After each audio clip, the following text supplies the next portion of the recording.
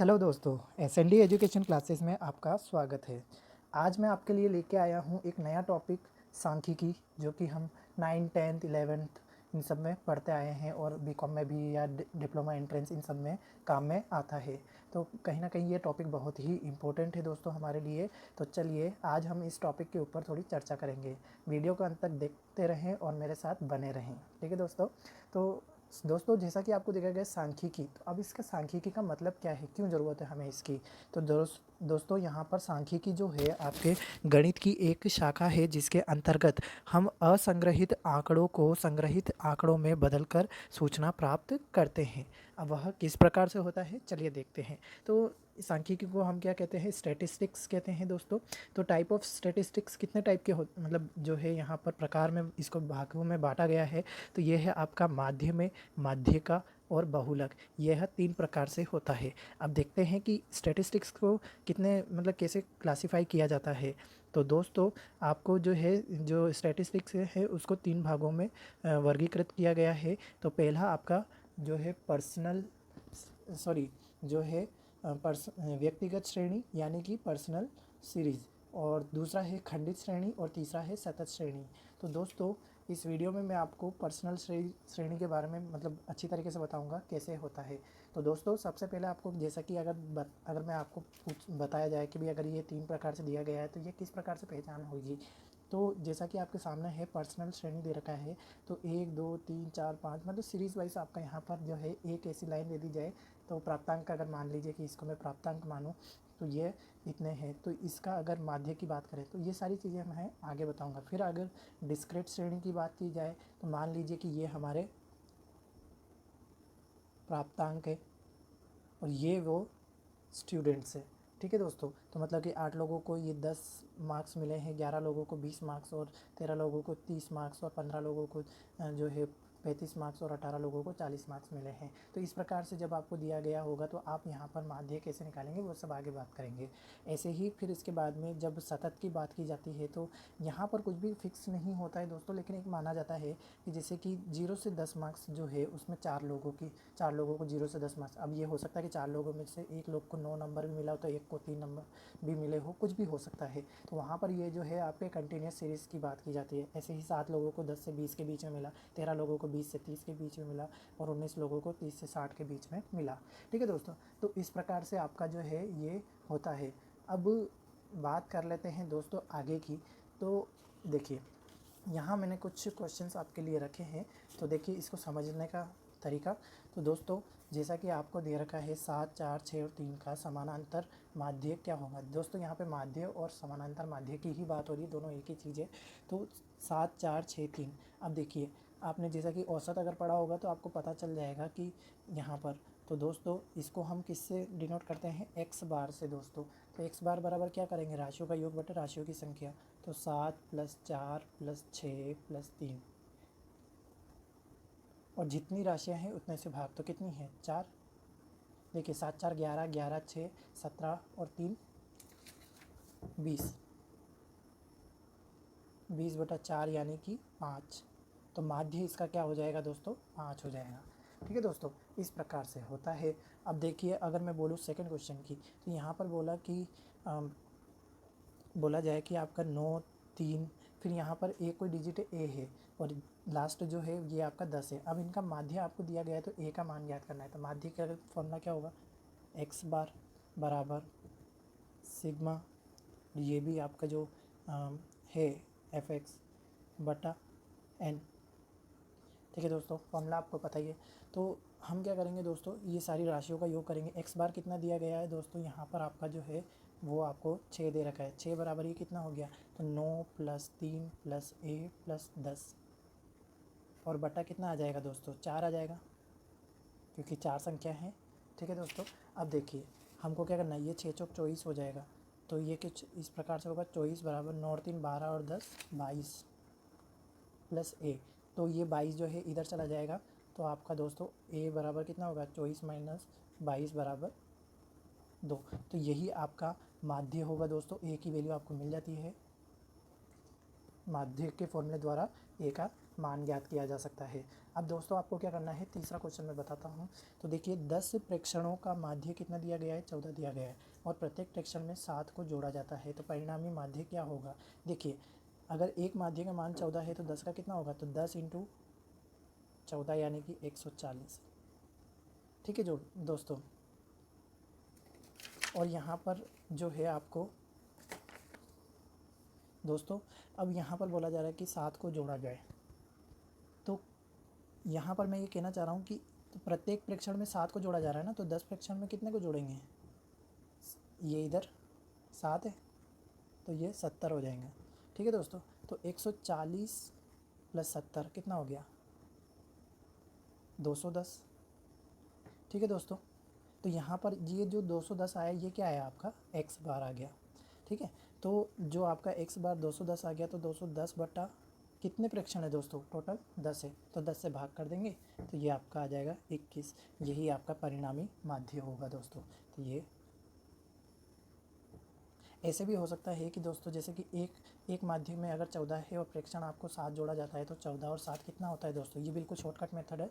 तो ये जो है आपका 14 प्लस 7 21, ये हमारा शॉर्टकट मेथड होता है। ठीक है दोस्तों, आई होप कि आपको समझ में आ रहा होगा। अब दोस्तों हमारा नेक्स्ट क्वेश्चन है इसी प्रकार से 5 संख्या जैसे कि x+1, x+2, x+3, x+4 और x+5 आपको दिया गया है। ठीक है दोस्तों, अब यहाँ पर बोला जा रहा है कि x+5 तक का माध्य कितना है, 15 है, तो प्रथम 3 संख्याओं का माध्य क्या होगा दोस्तों। तो देखिए फॉर्मूला तो वही है, तो हमको क्या कर लेना है दोस्तों, 15 बराबर x+1, x+2, x+3, x+4 और x+5 कितनी संख्या है दोस्तों, ये है आपकी 5। तो ये हो जाएगा 15 पंजे 75, 1 2 3 4 और 5x प्लस 5 4 9 3 12 2 14 और 1 15। तो दोस्तों यहाँ पर आपका 5x बराबर कितना हो जाएगा, तो 75 में से 15 चल जाएगा तो 60 बचेगा। तो x की वैल्यू कितनी आई दोस्तों, 60 बटा 5 यानी कि 12। ये आया आपका x का मान। अब जबकि आपका x का मान आ चुका है दोस्तों, तो वह पूछा गया है कि प्रथम 3 संख्याओं का मान क्या होगा, तो बस इसी में रख लेना है दोस्तों। तो यहाँ पर x+1 तो 12 जैसे कि 12 और 1 13 हो जाएगा, और फिर x+2 यानी कि आपके 14 और x+ देखिए सतत कंटिन्यूस होगा ना, तो दोस्तों बिल्कुल उतना ही गैप चलता जाएगा। तो यहाँ पर आपका x+3 बराबर 15। अब देखिए इन तीनों का अगर आप निकालेंगे माध्य, तो आपका जो है ये 14 आएगा माध्य। जब बिल्कुल सतत निकलता है, कंटिन्यूसली चलता है, तो उनके दो संख्या जो बिल्कुल बीच में माध्य होता है वही आपका मीन होता है। चाहे तो आप देख सकते हैं। तो 13 प्लस 14 प्लस 15 कितना हो गया दोस्तों, 39, 40 और 41। ठीक है दोस्तों,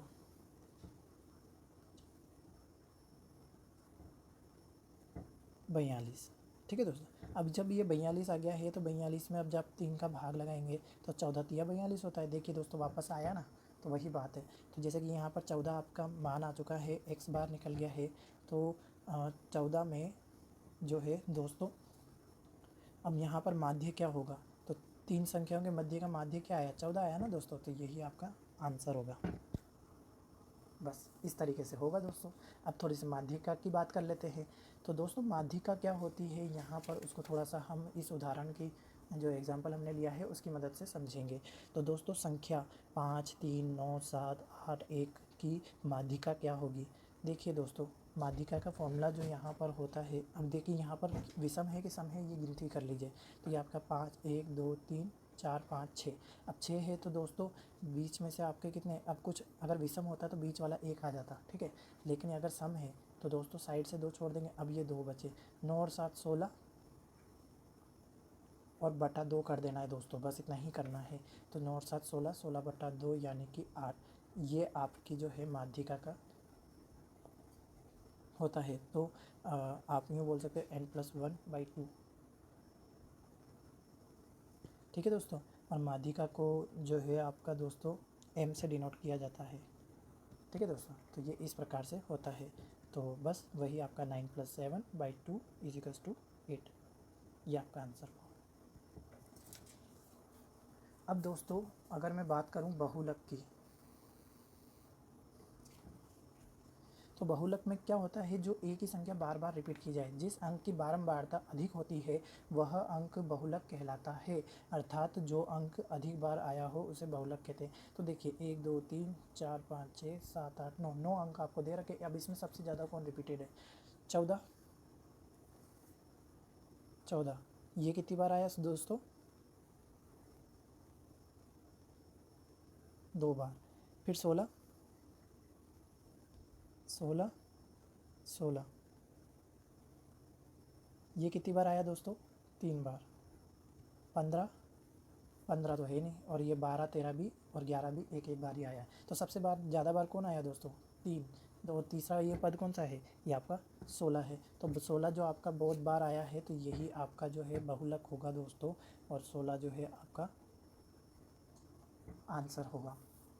इसी के साथ में दोस्तों आपका जो यहाँ पर संख्या 15 14 19 20 14 15 16 14 का बहुलक क्या होगा? तो दोस्तों यहाँ पर आप देख लीजिए 1 2 3 4 5 6 7 8 8 दे रखे। अब तो ये तो विषम हो गया दोस्तों, तो यहाँ क्या होगा दोस्तों? अब इसमें भी वही देखेंगे हम।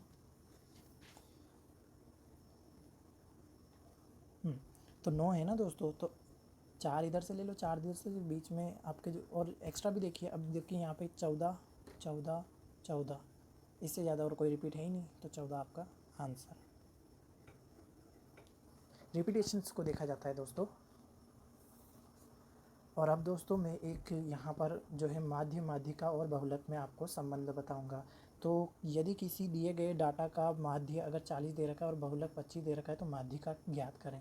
तो दोस्तों यहाँ पर बहुलक बराबर क्या होता है? तो बहुलक आपको कितना दिया है? 25। तो बहुलक बराबर 3 माध्यिका, माध्यिका को 3 से गुणा और माइनस 2 माध्यिका। जो माध्य दे रखा है उसमें 2 का गुणा करके इन दोनों को माइनस करना होता है। तो बहुलक कितना दिया गया है दोस्तों? आपका 25।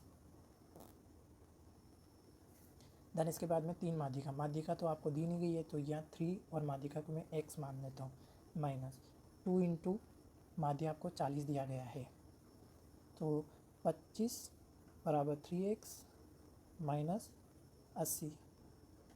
तो ये 80 इधर जाके प्लस हो जाएगा, तो 3x बराबर कितना हो जाएगा दोस्तों?